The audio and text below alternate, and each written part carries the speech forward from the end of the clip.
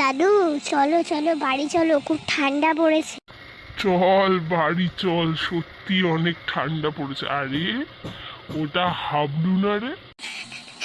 আরে ক্যাবলা দাদু, কোথায় যাচ্ছ বাবলুকে নিয়ে? আর রাস্তায় হঠাৎ করে তোমার সাথে দেখা হয়ে যাবে, এটা সত্যি আমি ভাবতে পারিনি। খুব আশ্চর্য, এই শীতে এখনো বাইরে রয়েছে তুমি। সে না হয় যাচ্ছি, কিন্তু তুই আগে বল, তুই ঢেপসিকে নিয়ে বাইরে কি করছিস? দাদু কতবার বলে আমি ঢেপসি না, আমি টেপসি।